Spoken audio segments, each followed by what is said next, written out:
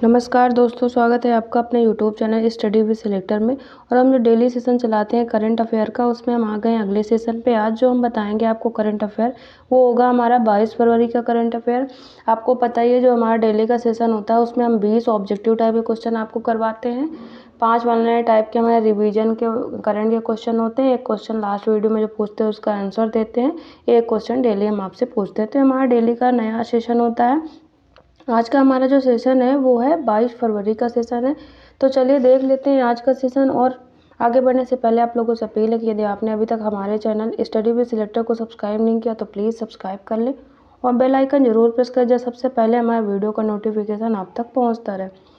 Video पसंद आए तो वीडियो को जरूर लाइक करें, अपने दोस्तों तक जरूर शेयर करते रहें। चलिए शुरू करते हैं आज का सेशन। देखते हैं पहला क्वेश्चन कह रहा है, हाल ही में केंद्रीय मंत्री धर्मेंद्र प्रधान ने कहाँ भारत के पहले स्किल इंडिया सेंटर का उद्घाटन किया है? किसने? हमारे जो केंद्रीय मंत्री धर्मेंद्र प्रधान है, उन्होंने कहाँ भारत के पहले स्किल इंडिया का उद्घाटन किया है? तो ये भारत के पहले स्किल इंडिया का उद्घाटन कहाँ पर उन्होंने अभी किया है? ऑप्शन ए संबलपुर, या ऑप्शन बी फरीदाबाद, या ऑप्शन सी हैदराबाद, या ऑप्शन डी गोरखपुर। तो कहाँ पर अभी धर्मेंद्र प्रधान ने स्किल इंडिया सेंटर का उद्घाटन किया है? तो करेक्ट आंसर क्या हो जाएगा? करेक्ट आंसर हो जाएगा ऑप्शन ए संबलपुर, जो उड़ीसा का स्थान है। उड़ीसा के संबलपुर में अभी हाल ही में धर्मेंद्र प्रधान ने भारत के नहीं, ये उड़ीसा के पहले स्किल इंडिया सेंटर का उद्घाटन किया। कहाँ पर? उड़ीसा के जो स्थान है संबलपुर, वहाँ पर उड़ीसा के पहले स्किल इंडिया सेंटर का उद्घाटन किया है। जो हमारे कौन है? केंद्रीय शिक्षा और कौशल विकास और उद्यमिता मंत्री धर्मेंद्र प्रधान ने किया है। इसका जो उद्देश्य क्या है? इसका उद्देश्य मनोरंजन, चमड़ा, पर्यटन और आतिथ्य और आईटी सहित ट्रेडों में कम लागत वाले कौशल विकास पाठ्यक्रमों के माध्यम से 1200 से अधिक छात्रों को सशक्त बनाने के लिए। किसके लिए? मनोरंजन, चमड़ा, पर्यटन और आतिथ्य और आईटी सहित ट्रेडों में कम लागत वाले कौशल विकास पाठ्यक्रमों के माध्यम से 1200 से अधिक छात्रों को सशक्त बनाने के लिए संबलपुर में धर्मेंद्र प्रधान ने उड़ीसा के पहले स्किल इंडिया सेंटर का उद्घाटन किया है। तो करेक्ट आंसर ऑप्शन ए हो जाएगा। अब देखते हैं नेक्स्ट क्वेश्चन कह रहा है, हाल ही में पीएम नरेंद्र मोदी ने कहाँ भारत की सबसे लंबी रेल सुरंग का उद्घाटन किया है? किसने? पीएम नरेंद्र मोदी ने कहाँ पर भारत की सबसे लंबी रेल सुरंग का उद्घाटन किया है? Option A Arunachal Pradesh, option B Jammu, या ऑप्शन सी लद्दाख, या ऑप्शन डी हिमाचल प्रदेश। तो कहाँ पर पीएम नरेंद्र मोदी ने भी हाल ही में भारत की सबसे लंबी रेल सुरंग का उद्घाटन किया है? तो करेक्ट आंसर क्या हो जाएगा? ऑप्शन बी जम्मू में अभी हाल ही में पीएम नरेंद्र मोदी ने भारत की सबसे लंबी रेल सुरंग का उद्घाटन किया है। किसका?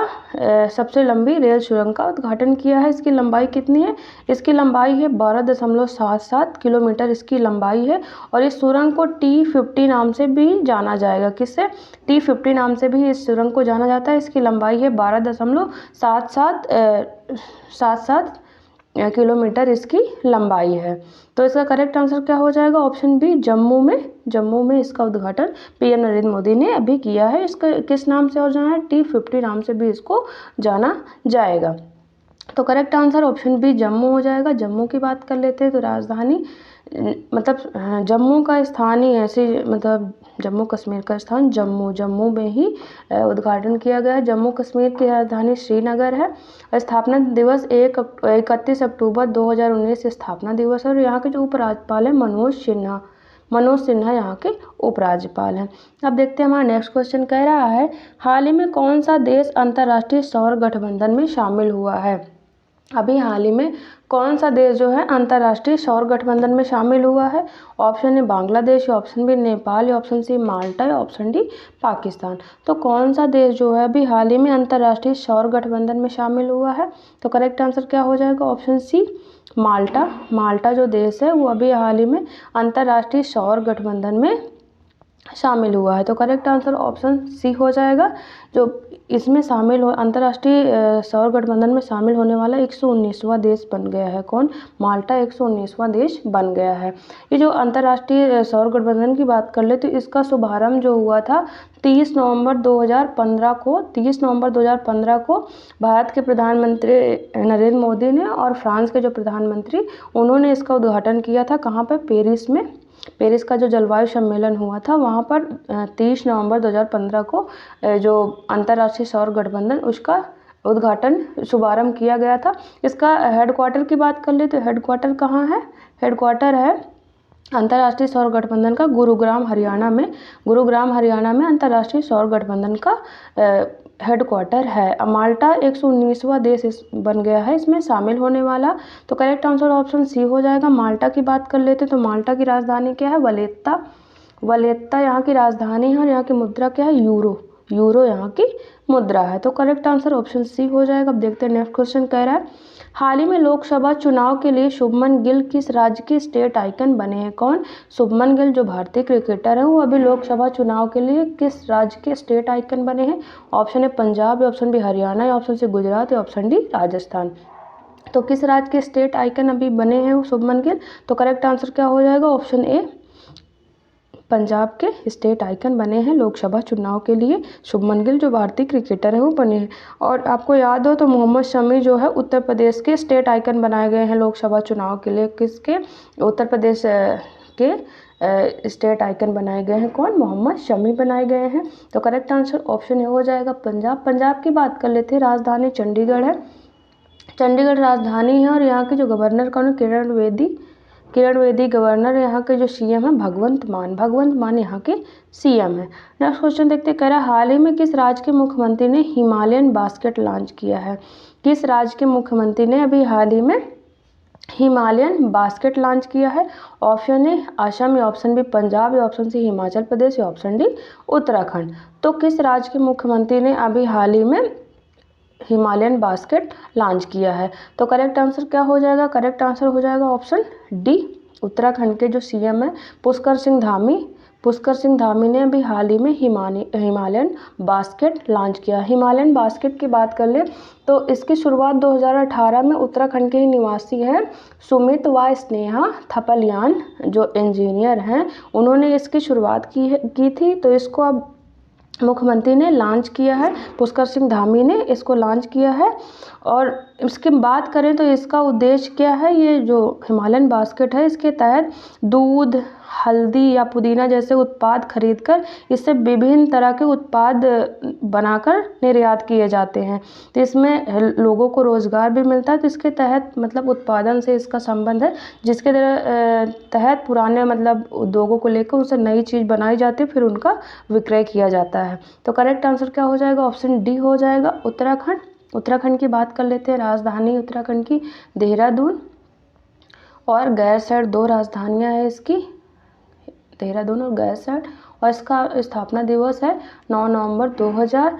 और यहाँ के जो गवर्नर है lieutenant general Gurmeet Singh governor है। यहाँ के सीएम है पुष्कर सिंह धामी जो है वो सीएम है कहाँ के? उत्तराखंड के। देखते हैं नेक्स्ट क्वेश्चन। और आगे बढ़ने से पहले आप लोगों से अपील है कि हमारे चैनल स्टडी विद सिलेक्टर को जरूर सब्सक्राइब करें और वीडियो पसंद आ रहा है तो वीडियो को लाइक करें, अपने दोस्तों तक जरूर शेयर करें। चलिए देखते हैं नेक्स्ट क्वेश्चन कह रहा है, हाल ही में GD बिरला पुरस्कार जीतने वाली पहली महिला वैज्ञानिक कौन बनी है? GD या तो घनश्याम बिरला पुरस्कार जीतने वाली पहली महिला वैज्ञानिक कौन बनी है? Option A Ritika Bhardwaj, option B Pratiksha Joshi, option C Aditi Sen, या ऑप्शन डी नीमा श्रीवास्तव। तो जो GD बिरला पुरस्कार जीतने वाली पहली महिला वैज्ञानिक कौन बन गई है? तो करेक्ट आंसर क्या हो जाएगा? करेक्ट आंसर हो जाएगा ऑप्शन सी अदिति सेन जो हैं वो GD बिरला पुरस्कार जीतने वाली पहली महिला वैज्ञानिक बन गई हैं।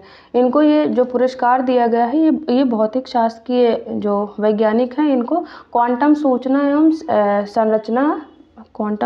संगठन के क्षेत्र में किए गए कार्य के लिए वर्ष 2023 का GD बिरला पुरस्कार इनको प्रदान किया गया है। किनको? अदिति सेन को प्रदान किया गया है। अगर GD बिरला पुरस्कार की बात कर लेते थे तो ये कब से शुरू किया गया था? ये 1991 में इसकी शुरुआत हुई थी। और ये जो दिया जाता है पुरस्कार ये देश में रहकर जो 50 अनुसंधान कर रहे हैं, 50 वर्ष या इससे कम आयु के जो वैज्ञानिक हैं वो देश में रहकर कोई अनुसंधान कर रहे हैं तो उनको ये पुरस्कार प्रदान किया जाता है। कौन सा? GD बिरला पुरस्कार। और इसका जो शुभारंभ कब हुआ था? 1991 में इसकी शुरुआत हुई थी। इसके तहत 5 लाख रुपए प्रदान किए जाते हैं। कितने? 5 लाख रुपए प्रदान किए जाते हैं। जो जीतने वाले होते हैं उनको 5 लाख रुपए की धनराशि प्रदान की जाती है। इनको 2023 के लिए GD बिरला पुरस्कार प्रदान किया गया है। तो करेक्ट आंसर ऑप्शन सी हो जाएगा, अदिति सेन। अदिति सेन जो है वो प्रयागराज के में जो है हरीशचंद्र अनुसंधान संस्थान है। प्रयागराज में हरीशचंद्र अनुसंधान संस्थान के भौतिक विज्ञान में वो एक प्रोफेसर है। अदिति सेन जो हरीशचंद्र अनुसंधान संस्थान है प्रयागराज में, उसके भौतिकी विभाग में प्रोफेसर के पद पर तैनात है। तो करेक्ट आंसर ऑप्शन सी हो जाएगा। देखते हैं नेक्स्ट क्वेश्चन कह रहा है, हाल ही में दुनिया के सबसे ऊंचे रेलवे पुल का निर्माण किस नदी पर किया गया है? किसका? दुनिया के सबसे ऊंचे रेलवे पुल का निर्माण किस नदी पर किया गया है? Option A Sutlej, option B Beas, option C Jhelum, option D Chenab. तो दुनिया के सबसे ऊंचे रेलवे पुल का निर्माण किस नदी पर किया गया है? तो करेक्ट आंसर क्या हो जाएगा? ऑप्शन डी चेनाब नदी पर दुनिया के सबसे ऊंचे जो रेलवे पुल का उद्घाटन निर्माण किया गया, जिसका उद्घाटन अभी हाल ही में PM नरेंद्र मोदी ने किया है। तो ये जम्मू कश्मीर में चेनाब नदी पर दुनिया का सबसे ऊंचा पुल बनाया गया है। इसकी लंबाई कितनी है? 359 मीटर इसकी ऊंचाई है। ऊंचाई इसकी 359 मीटर है और इसकी लंबाई कितनी है? 1.315 किलोमीटर इसकी लंबाई है। इसकी ऊंचाई 359 मीटर और इसकी लंबाई 1.315 किलोमीटर है। और ये पुल जो है उधमपुर से श्रीनगर बारामूला रेलवे लिंक परियोजना के तहत बनाया गया है। इसमें पहली बार रेलवे मार्ग से कश्मीर और कन्याकुमारी को जोड़ा जाएगा। किसको? कन्याकुमारी और कश्मीर को इस रेलवे पुल के माध्यम से जोड़ा जाएगा। तो करेक्ट आंसर क्या हो जाएगा? ऑप्शन डी चेनाब नदी पर जम्मू कश्मीर में बनाया गया है। तो अब देखते हैं हमारा नेक्स्ट क्वेश्चन कह रहा है, हाल ही में सोनिया गांधी पहली बार किस राज्य से राज्यसभा सांसद चुनी गई हैं? कौन? सोनिया गांधी पहली बार किस राज्य से राज्यसभा सांसद चुनी गई हैं? ऑप्शन है Chhattisgarh, option B Rajasthan, option C Bihar, option D Jharkhand. तो सोनिया गांधी पहली बार किस राज्य से राज्यसभा सांसद चुनी गई हैं? तो करेक्ट आंसर क्या हो जाएगा? ऑप्शन बी राजस्थान से अभी हाल ही में सोनिया गांधी पहली बार राज्यसभा सांसद चुनी गई हैं। तो करेक्ट आंसर ऑप्शन बी हो जाएगा राजस्थान की बात कर लेते हैं। तो राजधानी राजस्थान की जयपुर है और 30 मार्च 1949 इसका स्थापना दिवस है। यहाँ के जो गवर्नर है कलराज मिश्र यहाँ के गवर्नर। यहाँ के CM कौन है? भजन लाल शर्मा यहाँ के CM का नाम है। देखते हैं नेक्स्ट क्वेश्चन कह रहा है, हाल ही में अंतर्राष्ट्रीय मातृभाषा दिवस कब मनाया गया है? कौन सा? अंतर्राष्ट्रीय मातृभाषा दिवस अभी हाल ही में कब मनाया गया? ऑप्शन है 19 फरवरी, ऑप्शन बी 20 फरवरी, ऑप्शन सी 21 फरवरी, ऑप्शन डी 18 फरवरी। तो अभी हाल ही में अंतर्राष्ट्रीय मातृभाषा दिवस कब मनाया गया है? तो करेक्ट आंसर क्या हो जाएगा? ऑप्शन सी अभी हाल ही में 21 फरवरी को अंतर्राष्ट्रीय मातृभाषा दिवस मनाया गया है। इस बार का जो अंतर्राष्ट्रीय मातृभाषा दिवस 2024 है, उसकी थीम क्या थी? उसकी थीम थी बहुभाषी शिक्षा सीखने और अंतर पीढ़ीगत शिक्षा का एक स्तंभ है। इसकी क्या थी थीम? बहुभाषी शिक्षा सीखने और अंतर पीढ़ीगत शिक्षा का एक स्तंभ है। तो इसकी थीम थी किसकी? अंतर्राष्ट्रीय मातृभाषा दिवस की 2024 की थीम थी। क्या थीम थी? बहुभाषी शिक्षा सीखने और अंतर पीढ़ीगत शिक्षा का एक स्तंभ है। आप देखते हैं हमारा नेक्स्ट क्वेश्चन कह रहा है, हाल ही में आयोजित हुए एशियन इंडोर एथलेटिक्स चैंपियनशिप 2024 में पदक तालिका में भारत कौन से स्थान पर रहा है? कौन से? जो अभी हाल ही में एशियन इंडोर एथलेटिक्स चैंपियनशिप 2024 आयोजित हुई, कहाँ पे? ईरान में आयोजित हुई है। इसमें भारत जो है पदक तालिका में कौन से स्थान पर रहा है? ऑप्शन है दूसरे, ऑप्शन बी तीसरे, ऑप्शन सी चौथे, ऑप्शन डी पाँचवें। तो कौन से स्थान पर भारत रहा है? तो करेक्ट आंसर क्या हो जाएगा? ऑप्शन डी पाँचवें स्थान पर भारत रहा है। भारत ने कुल 4 मेडल जीते हैं, 4 मेडल जीते थे। इसमें से 3 गोल्ड मेडल और एक जो है रजत मतलब सिल्वर मेडल था। टोटल 4 मेडल के साथ ये 5वें पोजीशन पर था। पहले पे चीन था, चीन ने 16 पदक के साथ ये पहले स्थान पे चीन था और हमारा भारत जो है वो 5वें स्थान पर था। तो करेक्ट आंसर ऑप्शन डी हो जाएगा। अब देखते हैं नेक्स्ट क्वेश्चन। और आप लोगों से अपील है कि हमारे चैनल स्टडी विद सिलेक्टर को जरूर सब्सक्राइब करें। हम आपके लिए डेली 20 से 25 मिनट में ये 50 क्वेश्चन लगभग करवाते हैं, जिसमें स्टैटिक जीके और करंट के क्वेश्चन होते हैं। तो हमारे चैनल से जरूर जुड़ें और वीडियो पसंद आ रहा है तो वीडियो को जरूर लाइक करें। चलिए देखते हैं हमारा नेक्स्ट क्वेश्चन क्या कह रहा है। हाल ही में इरेडा ने नवीकरणीय ऊर्जा परियोजनाओं के सह वित्त पोषण के लिए किसके साथ समझौता किया? किसने? इरेडा ने नवीकरणीय ऊर्जा परियोजनाओं के सह वित्त पोषण के लिए किसके साथ समझौता किया? Option A Punjab national bank, या option B state bank of India, या ऑप्शन सी एक्सिस बैंक, या option D bank of Baroda. तो इरेडा ने नवीकरणीय ऊर्जा परियोजनाओं के सह वित्त पोषण के लिए किसके साथ समझौता किया है? तो करेक्ट आंसर क्या हो जाएगा? Option A PNB, Punjab national bank के साथ अभी हाल ही में इरेडा ने नवीकरणीय ऊर्जा परियोजनाओं के सह वित्त पोषण के लिए समझौता किया। तो करेक्ट आंसर ऑप्शन ए हो जाएगा। इरेडा की बात कर लेते हैं, तो इसकी बात करें तो भारतीय नवीकरणीय ऊर्जा विकास agency limited, Indian renewable energy development agency limited है। इसकी स्थापना कब हुई थी? स्थापना इसकी हुई थी 11 मार्च 1987 को इसकी स्थापना हुई थी। ये एक भारत की नवरत्न कंपनी है। इरेडा एक नवरत्न कंपनी है। इसकी स्थापना 1987 में हुई थी। तो इसने अभी पंजाब नेशनल बैंक के साथ समझौता किया है, ऐसा वित्त पोषण के लिए समझौता किया है। तो करेक्ट आंसर ऑप्शन ए हो जाएगा, पंजाब नेशनल बैंक। देखते हैं नेक्स्ट क्वेश्चन कह रहा है, हाल ही में किस देश में भारतीय आवास परियोजना के अंतर्गत 1300 घरों के निर्माण का औपचारिक शुभारंभ किया गया है? किस देश में भारतीय आवास परियोजना के अंतर्गत 1300 घरों के निर्माण का औपचारिक शुभारंभ किया गया? ऑप्शन ए नेपाल, या ऑप्शन बी श्रीलंका, या ऑप्शन सी बांग्लादेश, या ऑप्शन डी भूटान। तो करेक्ट आंसर क्या हो जाएगा? ऑप्शन बी श्रीलंका में अभी हाल ही में भारतीय आवास परियोजना के तहत अंतर्गत 1300 घरों के निर्माण का औपचारिक शुभारंभ हुआ है। तो करेक्ट आंसर ऑप्शन बी हो जाएगा। श्रीलंका की बात कर लेते हैं, तो श्रीलंका की राजधानी श्री जयवर्धने कोटे है और यहाँ की मुद्रा श्रीलंकाई रुपया है। नेपाल की बात करें, राजधानी काठमांडू राजधानी है और नेपाली रुपया यहाँ की मुद्रा है। बांग्लादेश की राजधानी ढाका और यहाँ की मुद्रा टका। भूटान की बात कर लेते हैं, थिम्पू राजधानी है और यहाँ की मुद्रा न्यूगल्ट्रम यहाँ की मुद्रा है। अब देखते हैं नेक्स्ट क्वेश्चन कह रहा है, हाल ही में किसने सशस्त्र बलों के उपयोग के लिए भारत का पहला जासूसी उपग्रह बनाया? किसने सशस्त्र बलों के उपयोग के लिए भारत का पहला जासूसी उपग्रह बनाया? ऑप्शन ए अग्निकुल, या ऑप्शन बी TASL, या ऑप्शन सी DRDO, या ऑप्शन डी इसरो। तो किसने सशस्त्र बलों के उपयोग के लिए भारत का पहला जासूसी उपग्रह बनाया है? तो करेक्ट आंसर क्या हो जाएगा? ऑप्शन बी TASL जो कंपनी है उसने सशस्त्र बलों के उपयोग के लिए भारत का पहला जासूसी उपग्रह बनाया। TASL की बात कर ले तो फुल फॉर्म में क्या है? Tata advanced systems limited. Tata advance system limited, इसकी स्थापना 2007 में हुई थी। इसकी स्थापना 2007 में हुई थी और इसके वर्तमान में जो CEO हैं वो सुकरण सिंह है और इसका हेडक्वार्टर हैदराबाद में इसका TASL का हेडक्वार्टर कहाँ पे है? हैदराबाद में इसका हेडक्वार्टर है। इसकी स्थापना 2007 में हुई थी। तो करेक्ट आंसर ऑप्शन बी हो जाएगा, टाटा एडवांस सिस्टम्स लिमिटेड ने जासूसी उपग्रह बनाया है। नेक्स्ट क्वेश्चन कह रहा है, हाल ही में भारतीय टीम ने टेस्ट क्रिकेट में सबसे बड़ी जीत किस देश के खिलाफ दर्ज की है? किसने? भारतीय टीम ने टेस्ट क्रिकेट में सबसे बड़ी जीत किस देश के खिलाफ दर्ज की है? ऑप्शन है साउथ अफ्रीका, या ऑप्शन बी ऑस्ट्रेलिया, या ऑप्शन सी बांग्लादेश, या ऑप्शन डी इंग्लैंड। तो भारतीय टीम ने टेस्ट क्रिकेट में सबसे बड़ी जीत किस देश के खिलाफ दर्ज की है? तो करेक्ट आंसर क्या हो जाएगा? ऑप्शन डी इंग्लैंड के खिलाफ। अभी हाल ही में जो टेस्ट मैच हुआ है राजकोट में जो टेस्ट मैच अभी हाल ही में हुआ है उसमें भारत ने 434 रनों के बड़े स्कोर से इंग्लैंड को हरा दिया। इस इतिहास में सबसे बड़ी जीत है। तो करेक्ट आंसर ऑप्शन डी हो जाएगा, इंग्लैंड को हरा दिया। इंग्लैंड की बात कर लेते हैं तो राजधानी लंदन है और यहाँ की मुद्रा क्या है? पाउंड स्टर्लिंग यहाँ की मुद्रा है। कहाँ की मुद्रा? इंग्लैंड की मुद्रा है।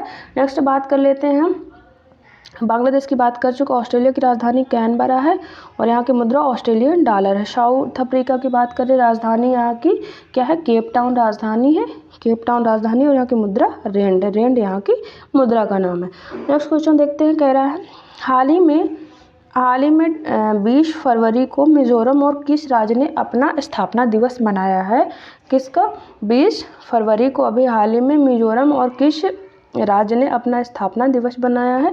Option Arunachal Pradesh, option B Kerala, या ऑप्शन सी गुजरात, या ऑप्शन डी तेलंगाना।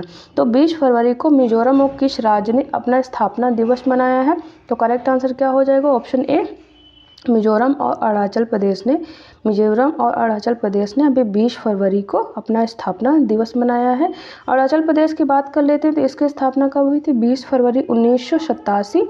20 फरवरी 1987 की स्थापना हुई थी अरुणाचल प्रदेश की। और मिजोरम की बात कर लेते हैं तो मिजोरम की स्थापना हुई थी 20 फरवरी 1987। तो दोनों का स्थापना दिवस एक ही दिन मनाया जाता है, 20 फरवरी को। दोनों की स्थापना कब हुई थी?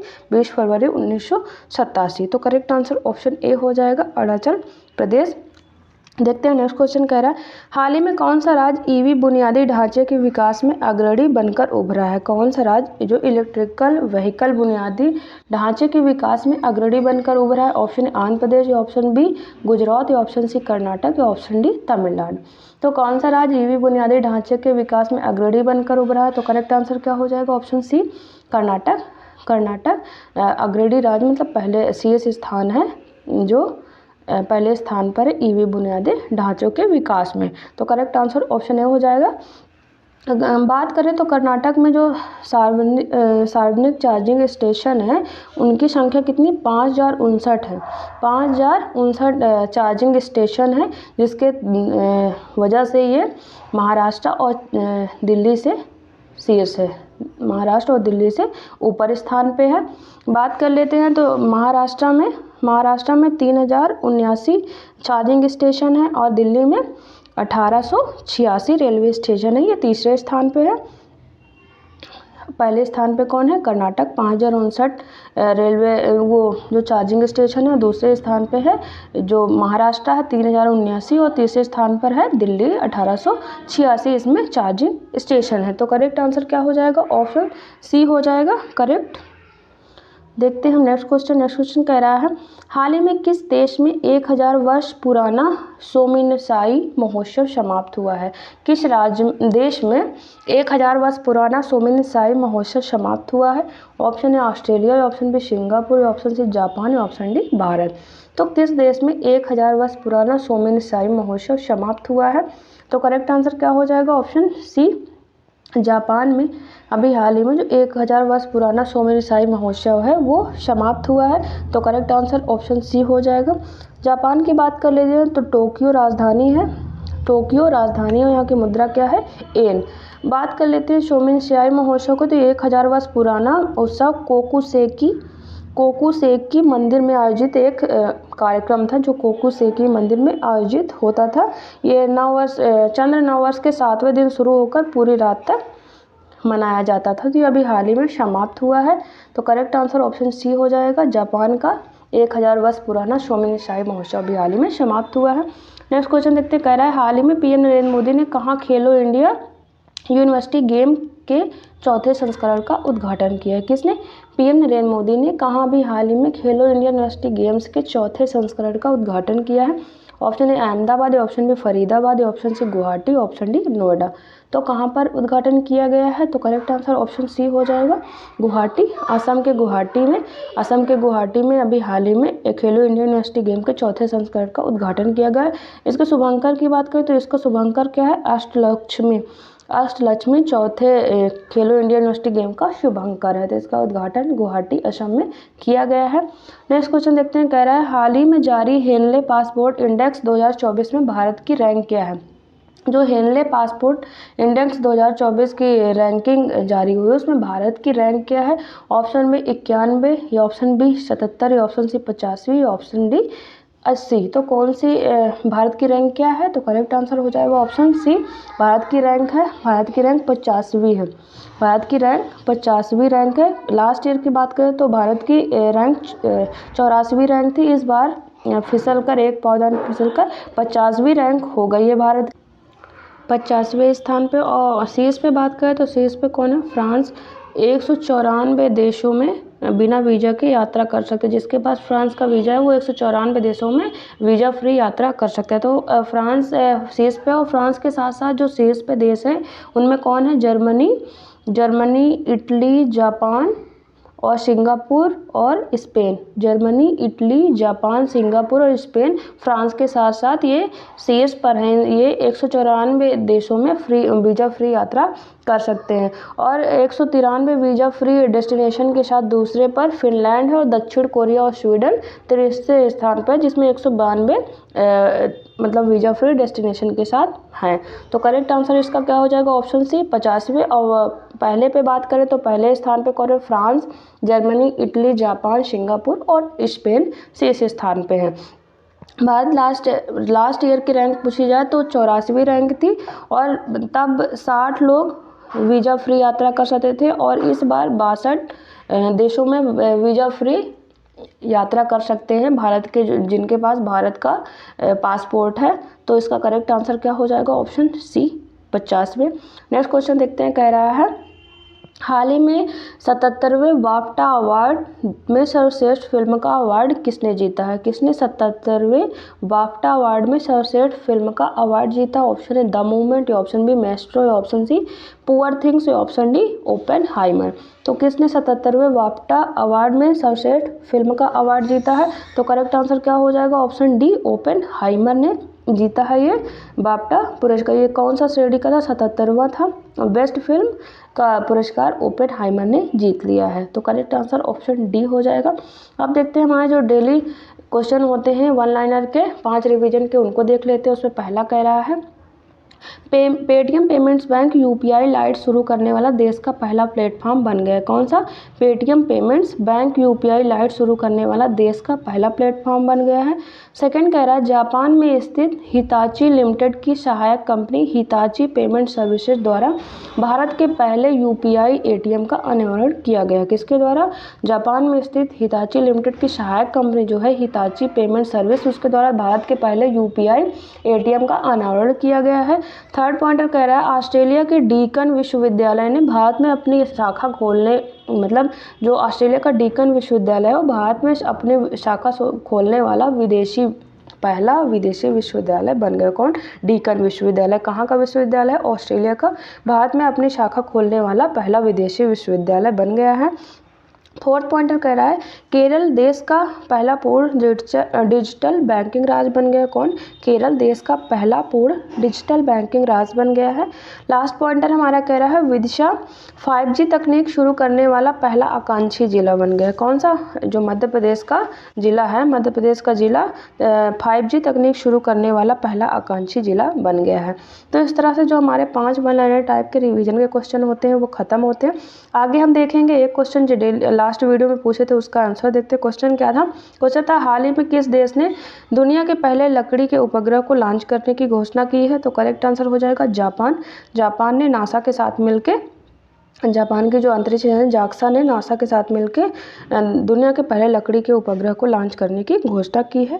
अब एक क्वेश्चन जो डेली आपसे पूछते हैं, हमारे लास्ट वीडियो का ही होता है, देखते हैं क्वेश्चन क्या। क्वेश्चन कह रहा है हाल ही में भारतीय महिला बैडमिंटन टीम ने पहली बार एशिया चैंपियनशिप में कौन सा पदक जीतकर इतिहास रचा? किसने? भारतीय महिला बैडमिंटन टीम ने पहली बार एशिया चैंपियनशिप में कौन सा पदक जीतकर इतिहास रचा है? ऑप्शन ए स्वर्ण पदक, ऑप्शन बी रजत पदक, ऑप्शन सी कांस्य पदक, या ऑप्शन डी इनमें से कोई नहीं। तो इसका आंसर आप हमें कमेंट बॉक्स में ज़रूर दें। इस तरह से हमारा जो डेली का सेशन होता है वो ख़त्म होता है। और डिस्क्रिप्शन में हमारे टेलीग्राम चैनल का लिंक दिया है, वहाँ से हमारे टेलीग्राम चैनल को आप ज़रूर ज्वाइन करें। वहाँ पे डेली की PDF आपको एकदम फ्री में अवेलेबल रहेगी और लास्ट में सारे क्वेश्चन के आंसर रहते हैं, जिससे आपको रिवीजन में आसानी होती है। तो इस तरह से हमारा सेशन ख़त्म होता है। और जाने से पहले आप लोगों से अपील है कि हमारे चैनल स्टडी विद सिलेक्टर को ज़रूर सब्सक्राइब कर लें, और वीडियो पसंद आ रहा है तो वीडियो को ज़रूर लाइक करें और अपने दोस्तों तक ज़रूर शेयर करें। चलिए मिलते हैं आपसे नेक्स्ट वीडियो में, तब तक के लिए थैंक यू।